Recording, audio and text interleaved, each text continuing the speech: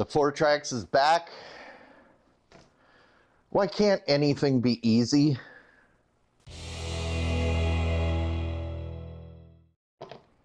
So I started out today with a simple goal. Get this thing ready for the season. When my brother brought this home, the front brakes didn't really work that well. Neither did the back. I sorted the back immediately, but winter got in the way and I never got around to bleeding the master cylinder. So I started that today to find out it didn't do any good, and all the fluid is leaking from right here, from this cloudy, destroyed sight glass. I hate these things. So let's break this thing down. We'll get it cleaned. I figured I'd have to rebuild it anyway. So last year I picked up a rebuild kit. It's always nice to have one on hand. But yeah, we'll break this thing down, throw it in the ultrasonic cleaner, and then we'll see if we can't make it work. Removing the master cylinder is probably one of the easiest things you can do. It's just a matter of removing the cover, and then you have to figure out a way to get the brake fluid out of there. I'm using a plastic syringe. I also have a eyedropper, like a large eyedropper used for baby medicine. That works as well. But you can see this is doing a quick job. Get that dirty, nasty brake fluid out of there, full of water and dirt. Who knows what. At this point, I'm taking the lever off. You don't have to do this now, but I usually find it easier because that bolt can be pretty stubborn, and it's nice to have the stability of the master cylinder being clamped to the handlebar.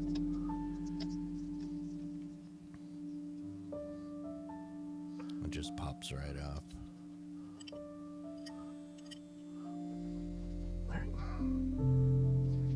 And then at this point we can remove the brake hose. It's got a banjo bolt there, pretty tight. Just make sure not to lose those crush washers. Really should replace them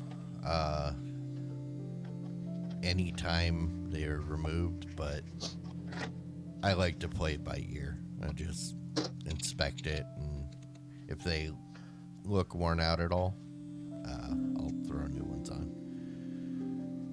The clamp that holds it to the handlebars is just 2 bolts, and that's it. Now that we've got it off and on the bench, here's a better look at that sight glass. You can see it's just perforated with brake fluid. We get it wiped down and do a full inspection. Make sure there aren't any other issues that we may need to address before we tear this thing apart. It's a 1/2-inch master cylinder, if anybody was curious.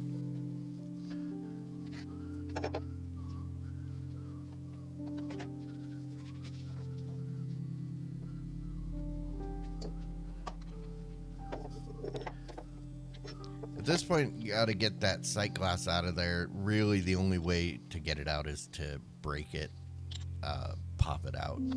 It takes a little bit of trial and error to figure out the best way to get it out of there. It's not a good angle.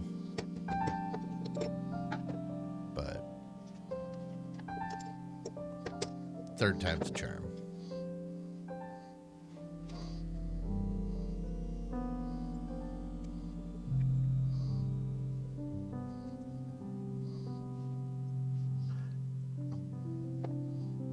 Yeah, there's the old sight glass.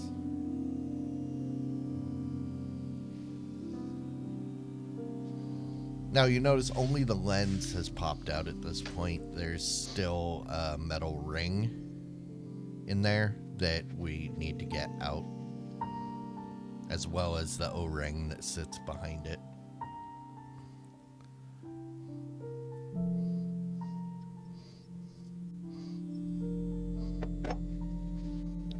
With the ring removed and the rebuild kit on hand, we can move forward with the rest of the disassembly. This rubber piece in the bottom of the master cylinder bowl is not included in the kit, so we have to make sure that we don't lose it and we don't damage it. But look at all that dirt that was trapped underneath it. Want to get as much out of it as possible before it goes in the ultrasonic cleaner.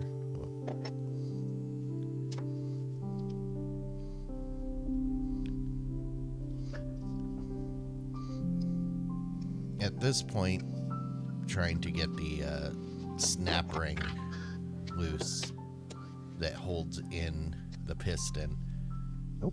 Unfortunately, my snap ring pliers won't fit down in there. I tried using a couple of the different attachments, but no dice. What's his name?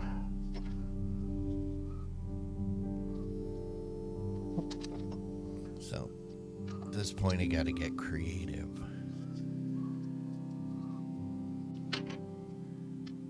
Managed to get it out using 2 picks, as you can see there. And now master cylinder is completely disassembled, and we can send it off to the spa. 2 hours later. Back from the ultrasonic cleaner, everything came out pretty nice. I ended up running this thing twice because it was still kind of gunky after the first, but you can see that all the passages are perfectly clear. We should be good to proceed.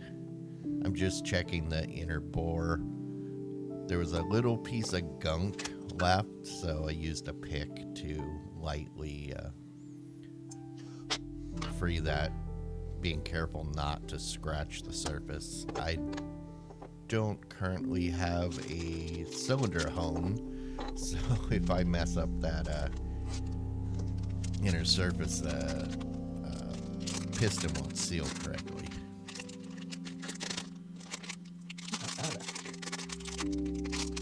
So we got all the rebuild parts and just comparing the new piston with the old piston to make sure that they're the same size, because kits aren't always correct. And using the old one for reference, because those 2 rubber pieces that go on there, they look exactly the same when they're installed, but they are physically different. So I'm popping this one off so that I can compare it. Also using the old piston for orientation, because if you get them installed backwards, it won't work. It's funny.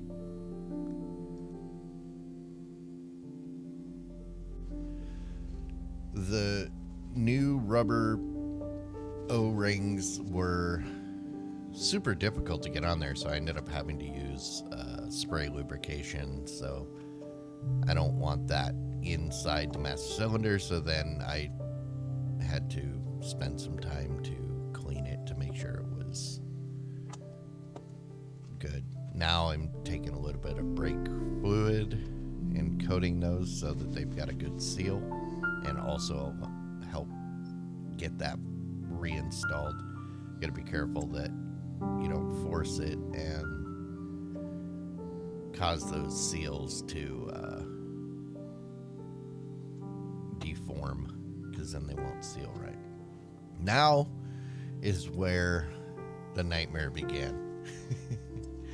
If you remember, my snap ring pliers won't fit down in there, so trying to get this snap ring back in place was super difficult. It seems I'm probably going to have to finally invest in the correct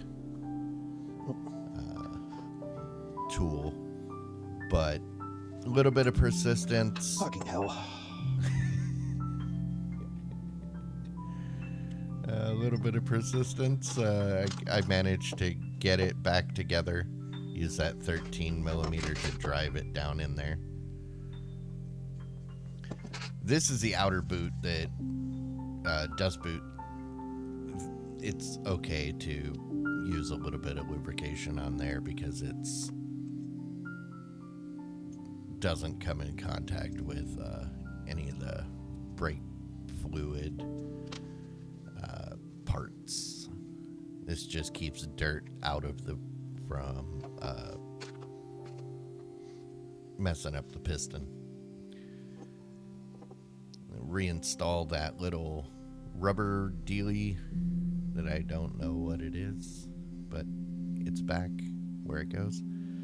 So now we gotta install the sight glass. I ordered these from Rocky Mountain ATV.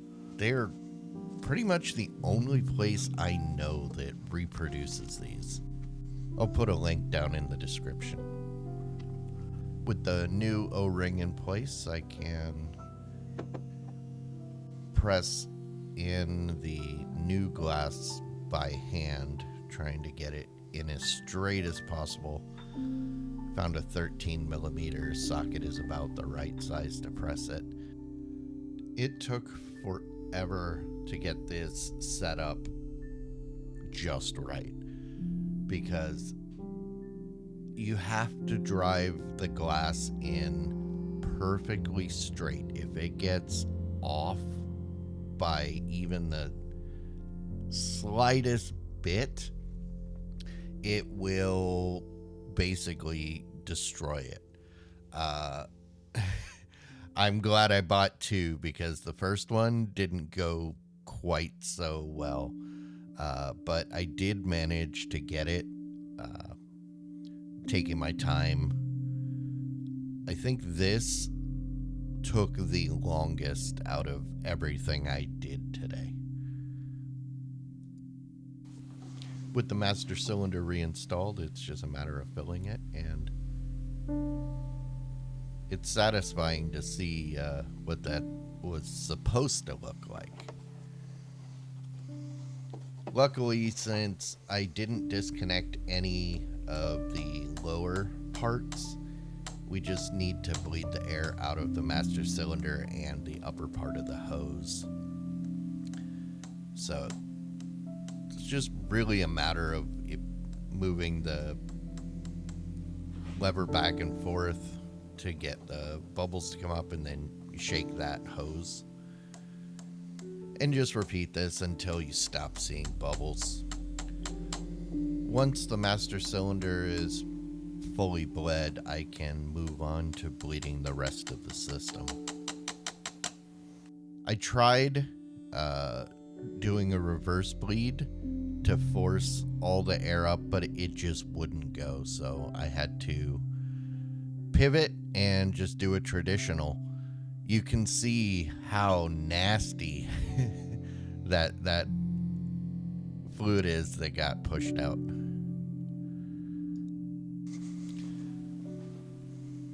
Now that the system's bled, I have a firm lever. Call that success. Well, we got brakes, both front and rear. So I did find a problem. The rear brake cable here is broken at the back, so I got to replace that. It's fine. I don't need that because the pedal works perfectly good. Also, the only real reason I need to use this lever is for reverse. And that cable is functional now. So, order a new cable. We'll get that down the road. And I guess we're good. See you next time. Thanks for watching.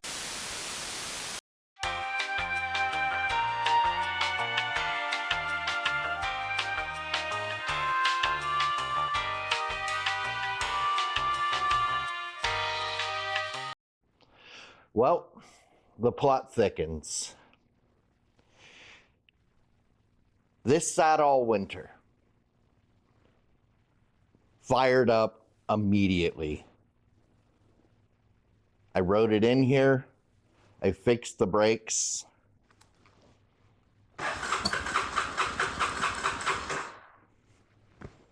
Now it won't start. It's always something.